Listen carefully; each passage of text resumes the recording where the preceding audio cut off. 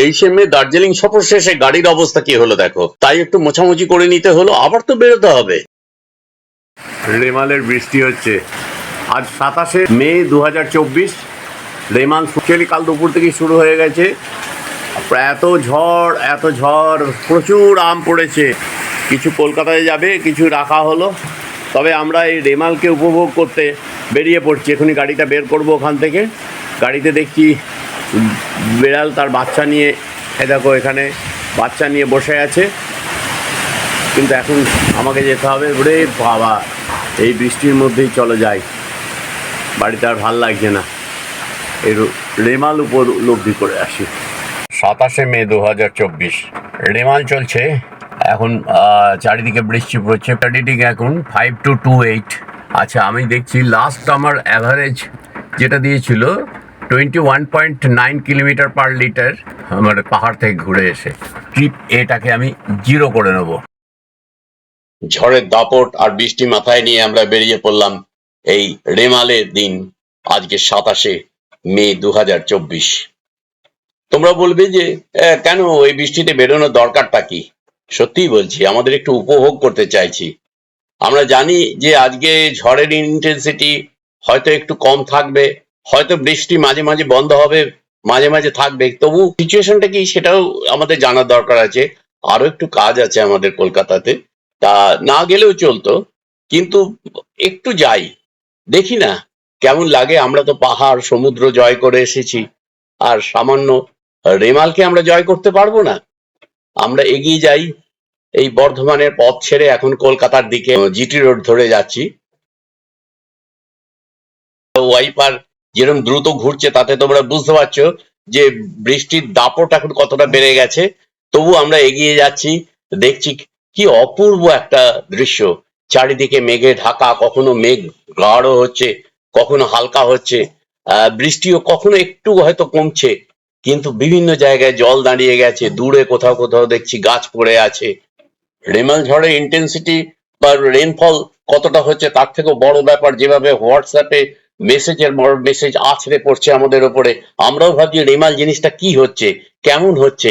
সেই জন্য সেটাকে দেখতে, উপলব্ধি করে, নিজেরা জানতে, ঘরে বসে কপি পেস্ট করতে করতে করতে করতে আমরা এত অভ্যস্ত হয়ে গেছি, কিছু না জেনে না বুঝে অনেক সময় অপরকে খুশি করতে গিয়ে তার বিরক্তির কারণ হয়ে পড়ি। তাই অপেক্ষাকৃত একটু ভালো ওয়েদারে আমরা বেরিয়ে পড়েছি মারুতি এক্সপ্রেসো নিয়ে। NH-19 এর ওপর দিয়ে আমরা চলেছি। এখন তোমাদের কিছুটা আপডেট দিতে পারবো, এবং আমরা জেনে রেখো ফুল প্রোটেকশন নিয়ে আমরা কিন্তু যাচ্ছি।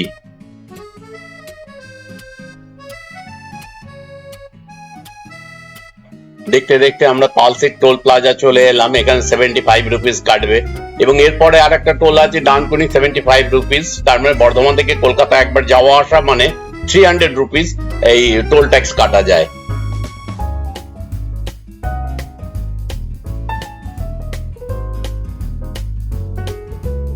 ওই যে আগে বাঁদিকে গুরুদুয়ারা দেখা যাচ্ছে, তার মানে সোজা গেলে বোম্বে রোড খড়গপুর যাওয়া যায়। এটা আমরা বাঁদিকে ঘুরে যাব, এইদিকে হচ্ছে কলকাতা। না, আজ আকাশে কোনো রঙের খেলা নেই, আজ শুধু মেঘের মেলা, মেঘের ঘন ঘটা। মানে কখনো অন্ধকার হয়ে আসছে, কখনো একটু আলো। আমরা যথারীতি ঢুকে গেলাম এই বিবেকানন্দ ব্রিজের দিকে। ডান দিকে দেখো টোল ট্যাক্স দিয়ে যারা যাবে, নিবেদিতা সেতু দিয়ে যাবে, শুধু শুধু আর 65 রুপিস দিয়ে ওদিকটা গেলাম না। এই বালিঘাট বালি ব্রিজের ওপর দিয়ে দক্ষিণেশ্বর ব্রিজ ধরবো। ওই যে সামনেই এসে গেল আমাদের দক্ষিণেশ্বরের সেই বিখ্যাত বিবেকানন্দ সেতু, ডান দিকে নিবেদিতা সেতু। তোমাদের কতবার দেখিয়েছি, তবু বারবার আমার ভালো লাগে। আজকের এই মেঘলা দিনে দেখো তোমরা কেমন লাগছে, আকাশের অবস্থা দেখো কিরকম, সত্যিই মেঘের ঘন ঘটা। এই সেতুর পাশ দিয়ে আমরা যাচ্ছি, তলায় গঙ্গা বয়ে যাচ্ছে, আর খুব সামনে দেখলেও দেখতে পারো একটু মাথা চূড়াটা দেখা যাচ্ছে, দক্ষিণেশ্বর কালীবাড়ি। আমরা যাচ্ছি, এগিয়ে যাচ্ছি। আমরা এখন যাব এখান থেকে এয়ারপোর্টের রোড ধরে আমরা যাব কলকাতা।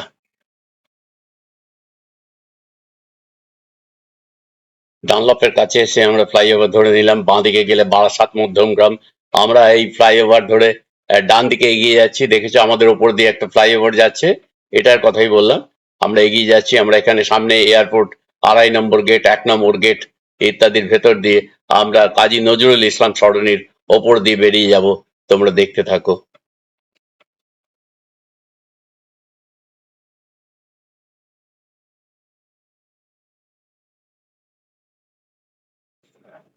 নাইবা হলো কলকাতা লন্ডন। আমরা ধরো না টেমস নদী পাশে বইছে, টেমস নদীর ওপর দিয়ে আমরা গাড়ি চালাচ্ছি। এরকম একটা ভেবে নিলে কেমন হয়? ভাবনা তো অনেক কিছুই আমরা ভাবতে পারি, বাস্তবে যাই হোক, কিন্তু দেখো তোমরা কিভাবে এই রাস্তায় এইভাবে জল দাঁড়িয়ে গেছে, কলকাতার রাস্তায় এইভাবেই জল দাঁড়িয়ে থাকে বৃষ্টির সময়। অ্যাকচুয়ালি কিছু করার আছে কি নেই সেগুলো প্রশাসনিক স্তরে তারা বুঝবে। আমরা শুধু যাই, আমাদের আনন্দ হচ্ছে, আমরা গাড়ি ভিজছে, আমরা ভিজছি না, আমরা গাড়ির মধ্যে আছি, কিন্তু এটাও একটা আনন্দ। বেশ জলের মধ্যে দিয়ে যাওয়া, গাড়ি চালানো। হ্যাঁ, সমুদ্রে তো চালানোর অভিজ্ঞতা হয়নি, সমুদ্রের ওপর দিয়ে সি বিচে চালিয়েছি, তাই এটা হলো। মাথার ওপর বাগুইআটি ফ্লাইওভার, আমরা এগিয়ে যাচ্ছি। কোথায় যাচ্ছি চলো একটু পরেই সমস্ত কিছু ক্লিয়ার করে দেবো। কি বা আমাদের কাজ আছে, একটা খুব ভালো কাজ আছে, আজকে একটা খুব আনন্দের দিন, একটু আমাদের সেখানটাতে থাকতে হবে। আর আমরা এগিয়ে যাব। একটু আগে তোমাদের টেমস নদী দেখিয়েছি, এবার একটা সুন্দর রাস্তা দেখাবো। এটাও কিন্তু হয়তো বিদেশেরই কোনো একটা জায়গার মতো। তোমরা দেখো, দেখে তোমরা বলবে কোথায় এটা। সুন্দর বাঁধানো রাস্তা, দুপাশে গাছ, বাঁ দিকে গাছের সারি যেন আরো বেশি ঘন, আর ডান দিকে ওটা কি নদী? কি ওটা? কোথায় যাচ্ছি আমরা? বন্ধুরা তোমরা একটু দেখে বলো না, একটু গেস করতে পারছো এটা কোথায় এসছি? একটু দেখে যদি পারো তো একটু কমেন্ট সেকশনে জানিয়ে দিও কেমন লাগছে, আগে বলো দৃশ্যটা। যাই হোক, আমরা এসে গেছি, প্রায় এসে গেছি। এখন বাজে 12:15, 107.2 কিলোমিটার হয়েছে এটা।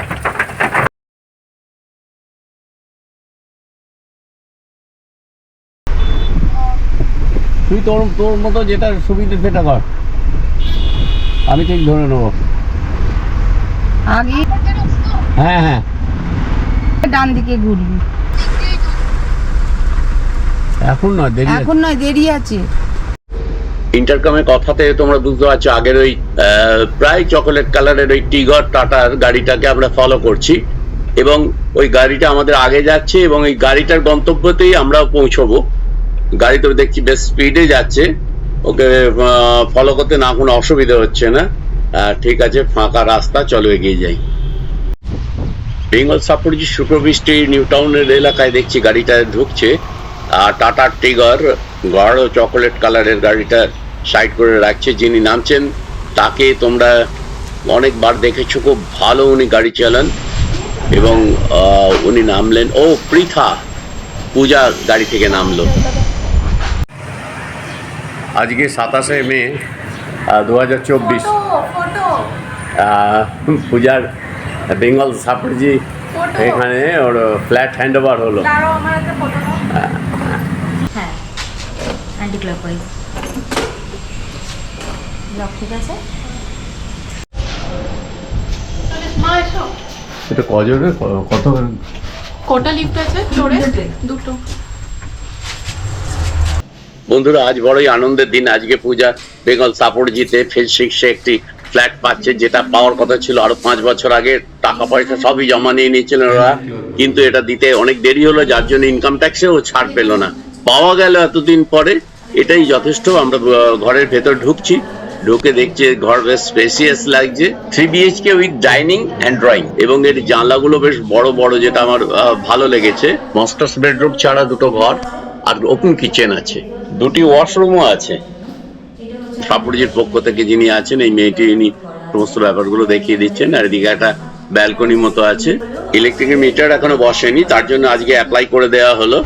এরপরে ইলেকট্রিক এসে গেলে এবং এই ঘর সব রং করার পরে, ফিনিশিং হওয়ার পর, তখন দেখা যাবে, আরো ভালো লাগবে। আর আজকে প্রীতার হাজবেন্ড, তারও আসার কথা ছিল, কিন্তু সে ইন্ডিয়ান রেলওয়ের অ্যাসিস্ট্যান্ট ইঞ্জিনিয়ার, তার প্রচন্ড কাজের চাপের জন্য তাকে বাইরে যেতে হয়েছে, সে আজকে উপস্থিত হতে পারেনি। সে থাকলে আজকে আমাদের আরো দিনটা আনন্দের হতো।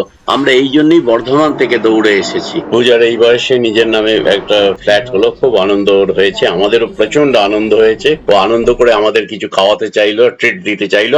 তিনজনের কিছু খাওয়া দাওয়া হলো, কিন্তু জামাই মিস্টার সাকেত কুমার সে যদি থাকতো আমাদের সঙ্গে, আমাদের আরো আরো অনেক আনন্দ হতো। প্রফেশনাল ফটোগ্রাফি এসেছিলাম মতিল সেল স্ট্রিট কলকাতায়।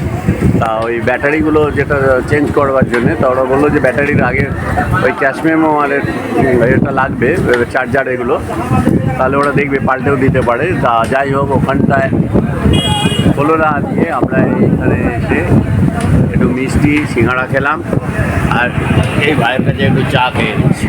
আরে মফস্বলের লোক, কলকাতায় এসেছি আর নিউ মার্কেটে আসা হবে না? আর আমার সঙ্গে যিনি আছেন তিনি তো এই ছোটবেলা থেকে এই নিউ মার্কেট আর ওদিকে গড়িয়াহাট এই শুনতে শুনতে পাগল হয়ে গেলাম। যাই হোক, কলকাতায় এলেই এগুলোতে আসা হয়। আবারও হলো এই ঘোরাঘুরি, আমাকে শুধু সঙ্গে লড়বহর বইতেই হবে।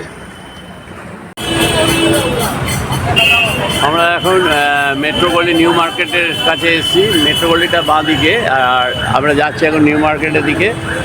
আমি আর অপর্ণা দেখি কিছু যদি জিনিস কেনার থাকে অপর্ণা কিনবে। ওই যে সোজা যাচ্ছি ক্যালকাটা কর্পোরেশন। আমি নিয়ে হ্যাঁ, ঠিক আছে। আর এখানে হচ্ছে আমি নিয়ে নিজামের সামনে আমরা এসেছি। নিউ মার্কেটে অনেকক্ষণ ঘুরতে হয়েছিল, কিন্তু কোনো ছবি টবি তুলিনি। মানে এত প্রচন্ড গরম আর প্রচন্ড অস্বস্তি হয়, দম বন্ধ করার একটা পরিবেশ মনে হয় যেন নিউ মার্কেটের ভেতরটা, যেটা নিউ মার্কেট যেটা। তা যাই হোক, এই হলো আমাদের কলকাতার ইতিবৃত্ত। অপর্ণারও স্কুল ছুটি আছে, তাই দুদিন কলকাতায় একটু আত্মীয় স্বজনের সঙ্গে দেখা করে এবার বাড়ি ফিরছি। আমরা পেট্রোল পাম্প থেকে 10 লিটার পেট্রোল নিয়ে নিলাম। 1039 টাকা 40 হলো। এখানে দামটা একটু কম, 103 টাকা 94।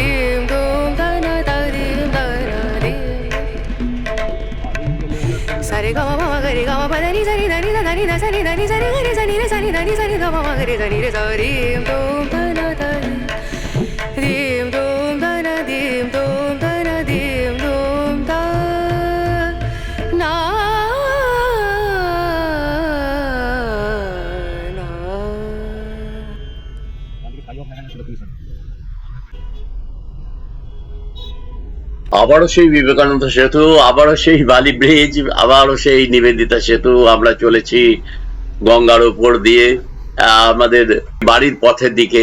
এই একই পথ ঘুরে ফিরে বারবার আসে আমার ব্লগে। একদিকে বাঁ দিকে গেলেই খড়গপুর, আর আমরা চলে যাব সোজা দিল্লি রোডের দিকে। এই দিকে আমরা যাচ্ছি এগিয়ে। ডানকুনি টোল প্লাজা এখন 5390 কিলোমিটার হয়েছে, 11টা 15 বাজে। অলসিট টোল প্লাজা চলে এলাম, আর আমরা কলকাতা বাড়ি থেকে 94 কিলোমিটার চলে এলাম। এখন বাজে 12টা 15, আর এখন হয়েছে 5451 কিলোমিটার। দেখতে দেখতে এই সুন্দর ফ্লাইওভার পেরিয়ে আমরা চলে এলাম একদম বর্ধমান শহরের ভেতরে। আর একটু পরেই আমরা বাড়ি ঢুকে যাচ্ছি। এই দেখো, আই লাভ বর্ধমান পেরিয়ে ঢুকে যাচ্ছি বীরহাটার কালীতলার পাশ দিয়ে। এবার আমরা এগিয়ে যাচ্ছি। তোমাদের যদি ব্লগটা ভালো লেগে থাকে তোমরা লাইক কমেন্টস দিও, আর যারা নতুন তারা প্লিজ এটা সাবস্ক্রাইব করে দিও। বিদায় বন্ধু। এখন 5471 কিলোমিটার হয়েছে, আর আমরা বেরিয়েছিলাম 5228 কিলোমিটার, টোটাল 244 কিলোমিটার। ফেরার সময় দেখা যাচ্ছে প্রায় 117 কিলোমিটার হয়েছে, আর লোকালি আমরা 21 কিলোমিটারের মতো ঘোরা হয়েছে, আর যাওয়ার সময় 106-7 কিলোমিটারের মতো হয়েছে।